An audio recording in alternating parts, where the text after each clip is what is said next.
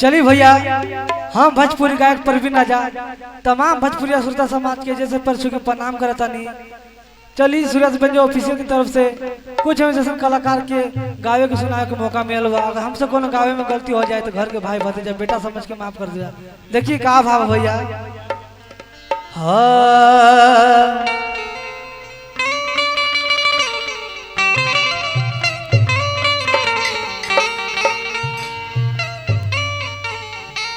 हमरे खातिर तोहरा के दुनिया में भेजवले बाड़े हैं कि भगवान बड़ी फुर्सत से तोहरा के बनौले बाड़े।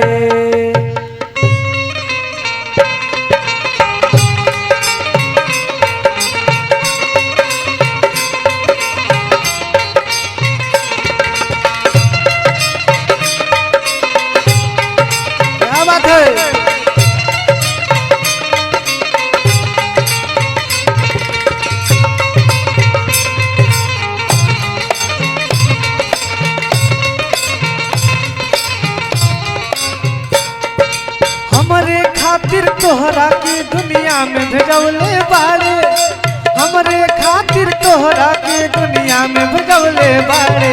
भगवान बड़ी फुर्सत से तोहरा के बनौले बाड़े। भगवान बड़ी फुर्सत से तोहरा के बनौले बाड़े।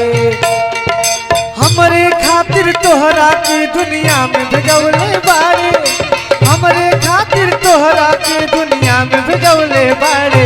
भगवान बड़ी फुर्सत से तोहरा के बनौले बाड़े। भगवान बड़ी फुर्सत से तोहरा के बनौले बाड़े।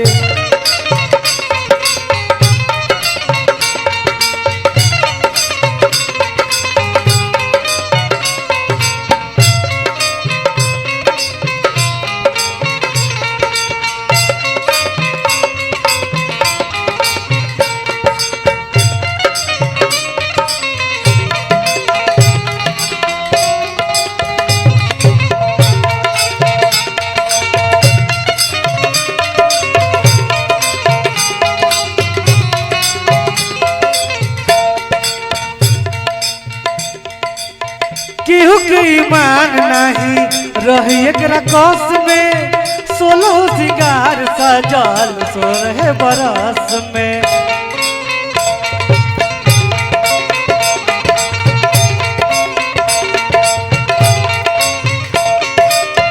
केहू के ईमान नहीं रही एकरा बस में, 16 सिंगार सजल 16 बरस में।